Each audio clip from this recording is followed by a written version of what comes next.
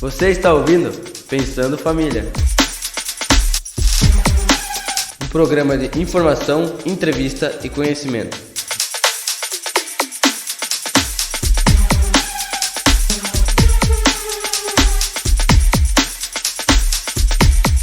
Apoio Cultural RSL Gestão de Riscos, porque a vida precisa ser mais leve. Psique, Clínica e Consultoria. E Uninter, ao seu lado, para transformar a sua história. E aí, queridos ouvintes, tudo bem com vocês? Programa Pensando Família no dia de hoje está com o estúdio lotado. Eu aqui, Pastor Alexandre, conversando com vocês, e eu tenho o nosso assunto, que é contação de história para criança. Por causa disso, eu trouxe aqui uma pedagoga, depois ela vai se apresentar, e também uma mamãe. Nos nossos estúdios, os locutores mirins, e nem tão mirins assim, na minha frente aqui, Dona Nicole Kaiber. Diga, oi, Nicole Kaiber. Oi, gente. Tudo bem contigo? Tudo bem? Tava ansiosa para gravar de novo, né? Tava. Beleza, aqui do meu lado direito está o Gustavo Kaufmann. Tudo bem, seu Gustavo? Oi, tudo bem? Apresentando nossas convidadas, então, primeira convidada, a pedagoga Alessa. Tudo bem, prof. Alessa? Oi, tudo bem? Prof. Alessa, ela é formada em artes e também pedagogia, né? Tu se formou aqui na cidade? Sim, me formei na Uninter, em pedagogia e artes em São Leopoldo. Certinho. E também junto com a gente a mamãe Anne. A Anne, ela trabalha aqui no Colégio Concórdia, cuidando de crianças, mas ela tem uma experiência bem legal com a filhinha dela, né? E tem mais filhos também. Conta um pouquinho para nós como é que é essa experiência de lidar com criança em casa e também na escola. Olá, tudo bem, pessoal? É muito interessante isso. A gente acha que tem o domínio total dos nossos em casa e quando tu chega no colégio, tu vê que não é nada disso. Tá, legal, coisa boa. Então tá, pessoal, a nossa conversa hoje vai girar em torno de a questão de contar história para as crianças enquanto elas são pequenas, porque o imaginário faz uma baita diferença. E nesse ponto temos aí uma opinião de pedagogo e também a opinião de uma mãe. Eu vou começar pela mãe, tá? A Anne tem uma experiência bem interessante que quando ela conversa e fala com a filha dela, a Sophie tem quantos anos? Tem 7. 7 anos. Ela é minha parceirinha ali no meu escritório. Quando ela vem um pouco mais cedo, ela senta lá comigo e começa a fazer desenho e perguntas. Ela não para. E ela deve ser bastante curiosa. Como é que tem sido aí contar histórias e que tipo de histórias tu conta para ela? Bom, assim, nós não tínhamos muito este hábito, né? Foi meio que um achado, assim, mas maravilhoso, porque resolveu uma questão muito complicada e que eu acho que muitos pais atravessam essa barreira e essa dificuldade também, que é de tirar a criança do quarto, até mesmo da cama, né, dos pais. E eu, com a Sophie, com 7 anos já, e eu e meu esposo, nós tínhamos estávamos enfrentando essa dificuldade. Então, o que aconteceu? Foi uma experiência muito legal, muito interessante e que é muito bom agora poder compartilhar. A Sophie chegou a ficar 1 ou 2 noites em claro por não dormir em função de medo do quarto dela, essa questão toda de criança. E a gente não sabia mais o que fazer, então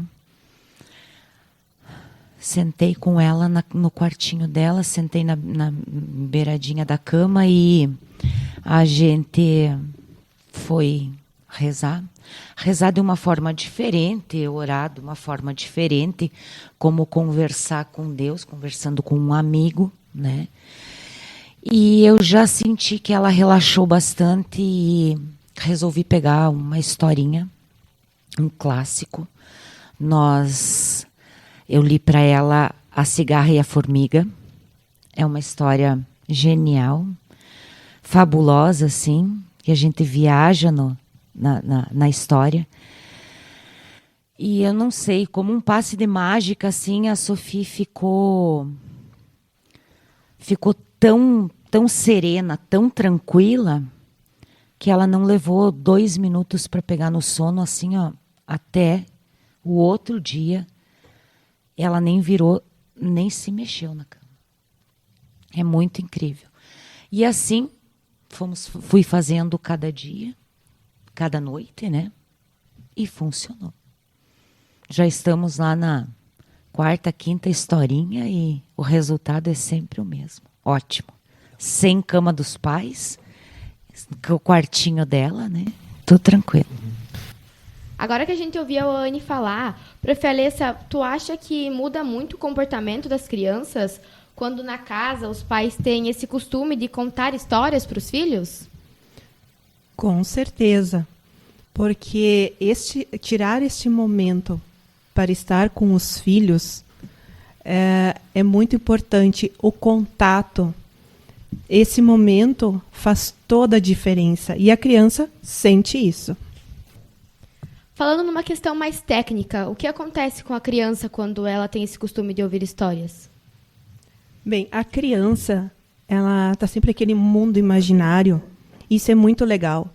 E o contar histórias, o pai, a mãe, ou quem estiver com a criança acompanhando ela, até utilizar de mudar o tom da voz, estar triste, estar feliz, tudo isso faz com que a criança entre naquele mundo. E é importante ver a história que você vai contar naquele momento e ela vai se sentir dentro da história. Isso é muito legal. A criança, ela se sente como se estivesse lá. É o encantamento da criança. A criança se encanta e o próprio adulto também se encanta. Então, seguindo esse raciocínio, Anne, como é que funciona, por exemplo, a criança quando ela ouve a história que o pai conta, ela evita buscar história em outros meios, por exemplo, o celular. Assim, o pai ele tem um pouquinho mais de controle também do que o filho recebe de informação. Isso é perceptível, por exemplo, na Sophie? É, muito. A Sophie, ela... Assim, a gente tem que procurar direcionar ela o máximo possível para longe da tela. Porque ela é muito curiosa. E essa geração é assim, né? Então, assim, a gente costuma contar histórias para ela do pai. O pai conta, né? Quando que ele sempre foi de lidar muito com cavalo. É da fronteira, né? Lidar muito com cavalo, com isso, com aquilo, e doma. Então, ela é curiosa. Ela esquece a tela. Ela tem aquela vontade de ir conhecendo, sabe? E vai perguntando. Histórias que eu conto. E daí ela começa perguntando. E você, mãe? Quando a tua mãe fazia assim para ti, ela te cuidava assim que nem tu cuida de mim? Conta como é que era. É impressionante. É muita curiosidade mesmo. Tem um fato curioso entre nós aqui que a Prof. Alessa é a mãe do Gustavo, locutor, né? Então, Prof. Alessa, tu tem contava histórias no tempo do Gustavo pequeno. Agora eu te coloquei na parede, né? Não, mas sério, essa questão de contar histórias hoje, como foi comentado, né? O celular, ele tira um pouco esse hábito porque tá resolvido, né? Tem alguém que conta história com figurinha, com luz e com brilho e tudo mais. E daqui a pouco o pai perde a questão do contato. Tem o afeto aí envolvido também, né? Com certeza, o contar histórias, estar junto, é muito importante. Como eu já havia falado antes, o afeto, a criança se sente amada por estar junto. Bem, com o Gustavo, ele também tem mais 2 irmãos, mas os 3 eu não tive esse problema de dormir na cama dos pais, né? Eles sempre dormiram no quarto deles. Mas nós contávamos mais quando a gente estava na sala, porque a gente sempre tirou esse tempo de estar junto. Tirar um horário do dia para sentar, tomar chimarrão e ficar com eles para isso. E interessante que o contar história, a contação de história, o se encantar, bem, o pessoal aqui na escola já me conhece, né? Quando eu era prof de ensino religioso, eu trazia mala cheia de um monte de coisa, porque é uma forma de fazer com que a criança entre no mundo da imaginação e a gente consegue trazer para a atualidade as histórias para eles também. Então, assim, lá em casa, também como prof na escolinha bíblica, eles sempre participaram junto desses momentos, né? Pessoal, a gente vai fazer um pequeno intervalo e a gente já volta. Apoio Cultural RSL Gestão de Riscos, porque a vida precisa ser mais leve. Psique, Clínica e Consultoria. E Uninter, ao seu lado, para transformar a sua história. Voltamos, pessoal. Então, continuamos sobre a contação de história. Como é interessante, por exemplo, quando a prof falou sobre trazer objetos para as crianças, trazer às vezes uma mala cheia de coisas, isso explora a questão da imaginação da criança, né? E como a gente vê muitas vezes no ensino fundamental, educação infantil, a maioria das histórias e fábulas, elas têm essa questão envolvendo, por exemplo, animais que falam. Na vida real não temos isso, mas nas fábulas a gente tem isso exatamente para poder explorar a questão da imaginação da criança, e é sempre no final tem aquela lição que é super importante, né? Bom, uma experiência, então, como prof de ensino religioso, e também eu ajudo na minha comunidade, contar história bíblica. Hoje, a gente vê que as telas, os celulares, tablets estão aí com muitas atrações. E como contar uma história bíblica para a criança, para o jovem, para que ele se interesse por isso. Então, muitas vezes, eu trazia assim, vou dar um exemplo, a Arca de Noé. Trazia a arca, feita em papelão, tudo com material reciclável, e pipoca. Meus alunos conheciam, né, porque eu trazia pipoca para eles. Noé precisava de comida para a família dele e para os animais. Então, eu vou dividir com vocês também. Botava no chão, fazia eles entrar no mundo da imaginação. O filho pródigo foi muito interessante. Eu trouxe Neston para a sala de aula, e fiz eles experimentarem, porque o filho pródigo, quando ele estava passando fome, ele chegou a experimentar a comida dos porcos. Então, o Neston, eu utilizei e disse, essa é a comida dos porcos, vamos experimentar e tudo. E teve aluno que começou a comer Neston naquele momento. Então, assim, é muito interessante isso. A minha irmã, sempre quando ela era tua aluna, né, prof? Sim. E ela chegava em casa, quando tinha a hora do conto, toda animada, contando as histórias que a prof Alice tinha contado para ela.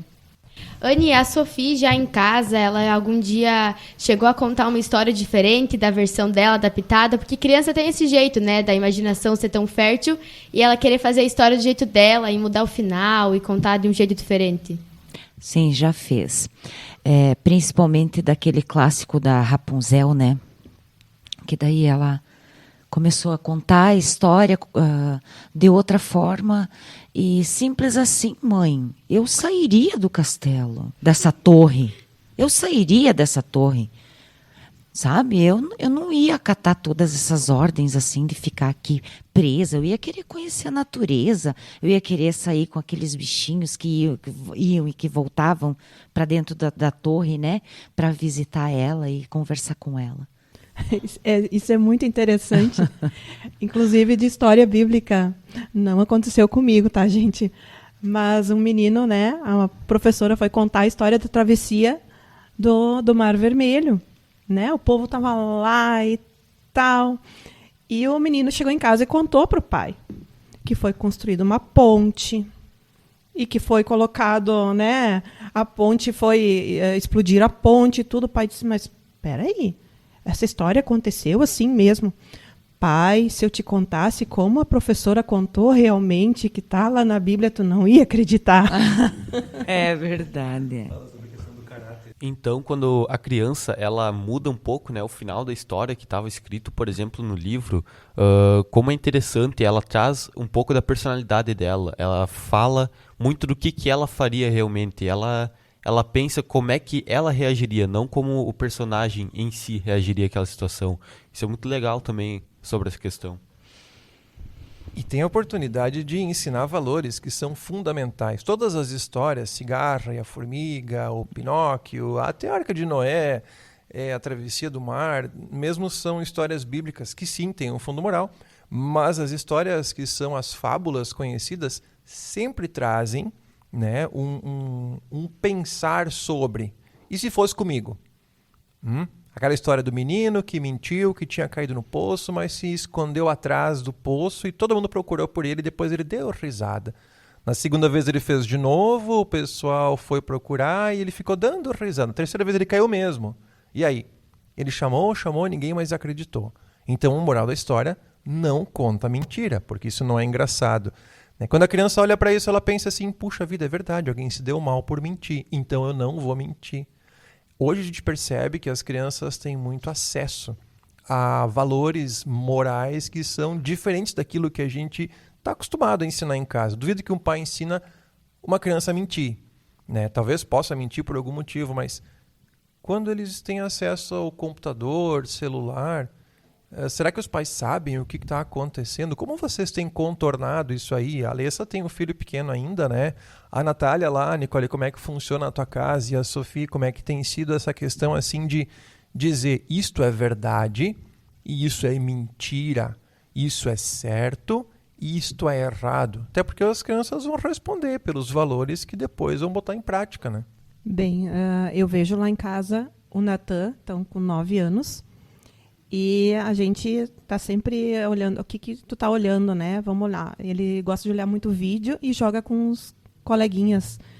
E ele faz muitas perguntas. Mãe, mas isso aconteceu mesmo? Ou pergunta, pai. Então, assim, a gente tem que estar sempre orientando ele o que realmente é. Se é verdade, mentira, o que é certo, errado, o que pode e não pode fazer. Inclusive, quando ele vai fazer algo, a gente já comenta. Filho, tu sabe o que pode e o que não pode fazer. Então, já colocamos para ele também, é uma responsabilidade, mas fazer ele pensar no ato o que ele vai fazer, né? Lá em casa eu também tenho um Gustavo, né? E 16 anos. 16 anos, então ele é muito preocupado com o que a Mana vai assistir. Aí ele já vai e olha e diz assim, mãe, isso a Sofia não pode. Mano, tu não pode dizer isso pra mãe. É claro que eu posso assistir. Eu sei separar o certo do errado. Não, mãe, ela não sabe. Isso aqui a Sofia não pode. É só trancar, mãe. Meu Deus, gente, é uma folia, é uma função. O que um pode, o que o outro não. Aí ela já acha que ela pode, que ela sabe diferenciar o certo do errado. É uma guerra. Lá em casa também, a Natália agora tá muito vendo videozinho no YouTube, é o Shorts que chama. E às vezes ela chega em mim e fala alguma coisa, e eu vejo que isso não é muito verdade. Onde é que tu viu isso? No vídeo. Daí eu chego pra ela e explico o que é aquilo e falo que ela não pode acreditar muito nessas coisas. E também vi que depois que a minha mãe e meu pai começaram a contar a história pra ela de noite, ela fica muito mais calma, porque se ela tivesse o hábito de assistir vídeo de noite, ela ia ficar agitada. Então ela conta a história, ela deita, daí minha mãe conta, ela chega a dormir. A contação de história, ela acaba resgatando algum hábito que acabou sendo perdido com o tempo na criança, por exemplo, até na Sofia.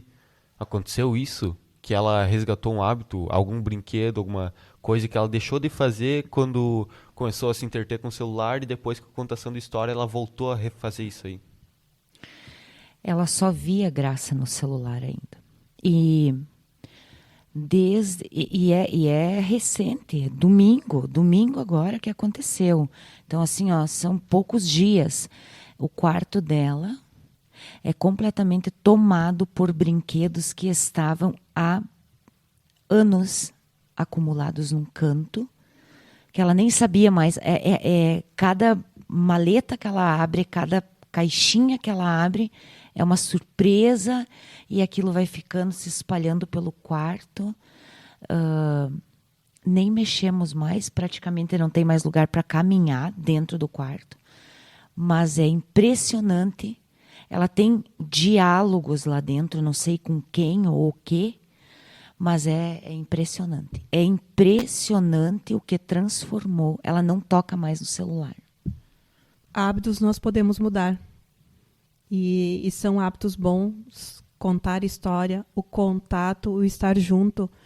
Isso vai fazer muita diferença. Quem ainda não faz, experimentar fazer. E o brincar, isso às vezes preocupa um pouco, porque realmente as crianças estão lá no celular, nas telas, e até o brincar não sabem. E a partir do momento que eles descobrem que podem brincar e que é legal o estar junto e o contato e a contação de história, tudo junto, o encantamento é muito grande. É muito legal mesmo. Lá em casa também eu vejo que os meus pais, eles sempre incentivam essa coisa de contar história de noite antes de dormir, em vez de ficar no celular. E a Natália, com o tempo, quando ela começou a não se interessar muito, a querer ver vídeo, ela não estava brincando tanto. Ela sempre ia com os amigos, com os vizinhos, brincar na rua. Ela começou a se desinteressar por isso. Daí, quando ela começou a pegar gosto pelas histórias e se interessar, querer saber o final, não querer dormir até saber o final da história, eu vi que ela começou a sair de novo. Ela chamava a vizinha para brincar lá em casa. Sempre quer ter amiga lá em casa agitando, quer ir nas amigas, pega os brinquedos e faz uma bagunça. E ela fica mais ativa, né? Obrigado pela presença. Eu que agradeço. Obrigada a todos. E fica aí um incentivo, então, mais contato, contação de história, encantamento. E eu quero também dar uma dica, assim, bem legal também, que mudei o meu hábito. Eu passei a ter um livro comigo, que eu não tinha muito, assim, esse hábito da leitura, o livro físico. E quem tem filhos no período que está em alfabetização, que já está manuseando, já está lendo sozinho, é um incentivo, é perfeito o pai ou a mãe ou os dois terem um livro ou um objeto de leitura, um material de literatura qualquer, que a criança vai seguir esse exemplo. Ela vai querer um livro também para fazer o que a mãe está fazendo. A Sofia carrega um livro para cima e para baixo dentro da mochila também. Qualquer momento que ela tem de folga, ela lê. Obrigada. Então tá, muito obrigado pela colaboração. Tchau, até a próxima. Obrigada pela atenção de todos. Tchau, tchau. Tchau, gente. Tchau, obrigada. Não esquecendo o nosso técnico de som, Pedro Ranush. Opa, um salve a todo mundo que está nos ouvindo. Aqui é o Ranush. Valeu. Você está ouvindo Pensando Família. Um programa de informação, entrevista e conhecimento.